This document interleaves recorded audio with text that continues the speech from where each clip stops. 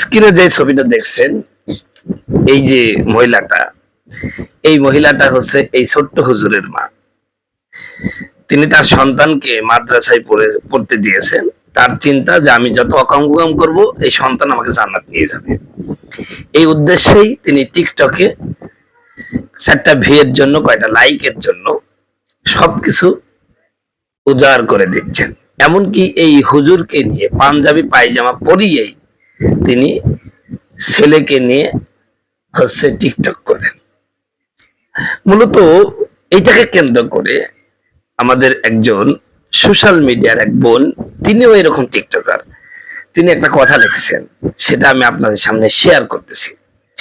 আদরের সন্তান দিনী প্রতিষ্ঠানে মাদ্রাসায় পড়াশোনা করে, বুক ভরা আশা নিয়ে মা বাবা তাকে সেখানে পাঠিয়েছে।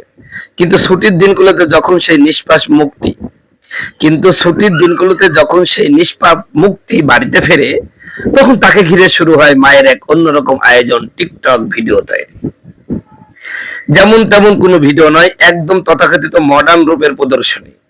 আশ্চর্যের বিষয় হলো, ছেলের পরনে সুন্নতি পোশাক পাঞ্জাবি পায়জামা থাকলেও মায়ের পরনে দেখা যায় শর্ট জিন্স আর গেঞ্জি।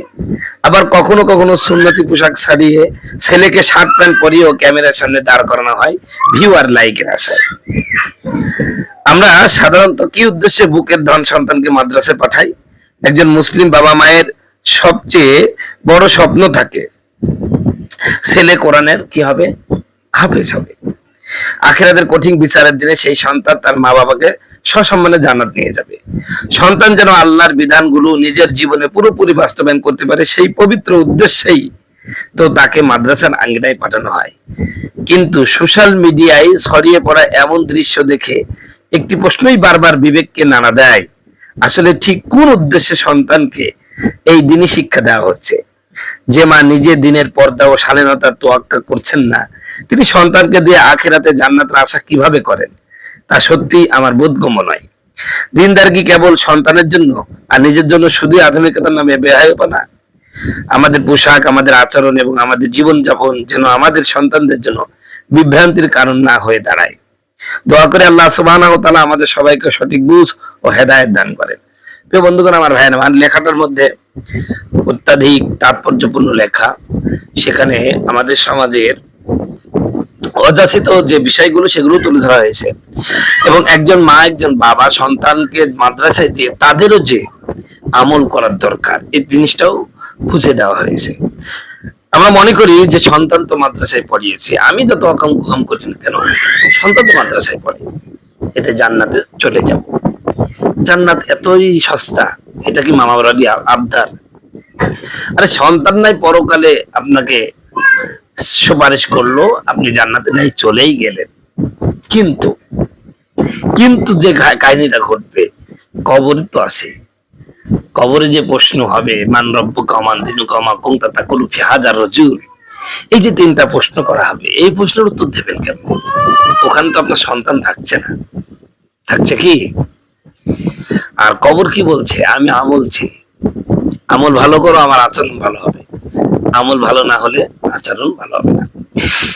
2 নম্বর কথা, আপনি যে পরকালে সন্তানের সুপারিশ পেয়ে জান্নাতে যাবেন, তো আপনাকে তো ঈমান নিয়ে যেতে হবে। আপনি সব সময় বেঈমানের কাজ করতেছেন, তো আপনি ঈমান নিয়ে কি করে পরকালে উঠবেন? এটাও বলেন। সন্তান তো সুপারিশ করবে গুনাহগার মুমিন ব্যক্তির জন্য, গুনাহগার মুমিন ব্যক্তির জন্য। তা আপনি জিন্স পরে গেঞ্জি গায়ে দিয়ে টিকটকে আপনি আপনার শরীর প্রদর্শন করছেন।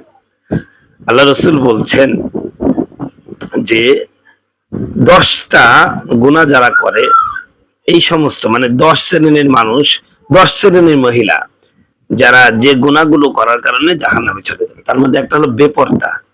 আপনি শরীরে একদম পোশাক ছোট করে ফেলতেছেন, শরীর প্রদর্শন করছেন, যেখানে কোরআন আল্লাহ পাক একদম স্পষ্টভাবে নিষেধ করেছেন যে ওয়ালা ইবদিনা জিনাতুনা ইল্লা লিবুইলাতিহিন্না, তোমরা তোমাদের সৌন্দর্যকে তোমাদের স্বামী ছাড়া অন্য কারো কাছে প্রকাশ করো না। আল্লাহ পাকের নির্দেশ, ওয়ালা ইবদিনা জিনাতুহুন্না, তারা যেন তাদের সৌন্দর্য প্রকাশ না করে, ইল্লা লিবুইলাতিহিন্না, তাদের স্বামী ছাড়া।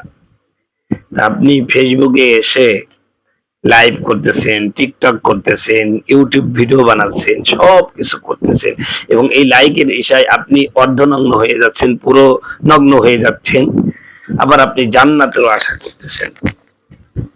আপনি এই করে আপনি জান্নাত চলে যাবেন, আপনি ঈমান নিয়ে কবরে যাবেন, এটা আপনাকে কি বলেছে? সন্তান মাদ্রাসায় পড়াইলেই আপনার সব গুনার বোঝা আপনার সন্তান নিয়ে নেবে? কি আশ্চর্য! উনি চড়ছে বন্ধু দেশের গাড়িতে আর যেতে চায় হচ্ছে সৌদি আরবে, এটা কেমনি সম্ভব? আপনি তো সৌদি আরবে যেতে হলে সৌদি আরবের গাড়িতে চড়েন, বন্ধু দেশের গাড়িতে কেন? আপনি ও গাড়িতে চলে তো বন্ধু দেশেই যেতে পারবেন, সৌদি যাওয়া হবে না। তো আজকে এটাই হচ্ছে বাস্তবতা। এই জন্য সম্মানিত দিনী বোনদেরকে বলতেছি, এই সমস্ত বুঝ বাদ দেন যে আপনার সন্তান মাদ্রাসায় পড়াবেন, মেয়ে মাদ্রাসায় পড়াবেন, আর নিজে কি করছে পরকিয়া করবেন, তারপর বিভিন্ন অকাম কুকাম এগুলো করে বেড়াবেন, আবার জান্নাতেও চলে যাবেন। এত সস্তা জান্নাত নয়, এই জান্নাত খুব কঠিন বিষয় আছে ভাই। আজকালকে কি অবস্থা ভাই, আমরা স্বামীরা এরকম হয়ে গেছি, যারা স্ত্রীকে ছেড়ে দিয়েছি যা ইউটিউবে টাকা কামা, এই টাকা কামানোর জন্য স্ত্রী অনলাইনে যা করছে, স্বামী ডন পাই টাকা তো কামাচ্ছে, বইয়ের এই ইনকাম যে খাচ্ছে ওটা তো হারাম, সুদ ঘুষ এরম যারা হারাম এভাবে শরীর প্রদর্শন করে যে টাকা কামাচ্ছেন, এটাও হারাম। এই হারাম খেয়ে আপনি মসজিদে ইবাদত করবেন, কবুল হবে? এটা আপনাকে কে বলেছে? এটা কখনোই কবুল হবে না।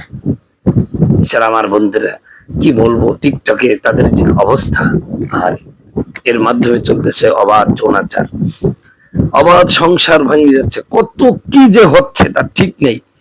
গোটা বাংলাদেশে একটা গজব গজব ভাব চলতেছে।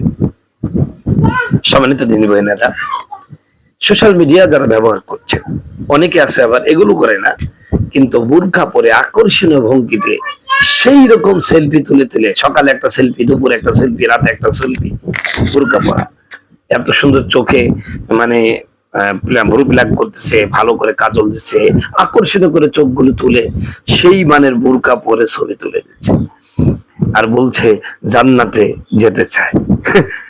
কি আশ্চর্য!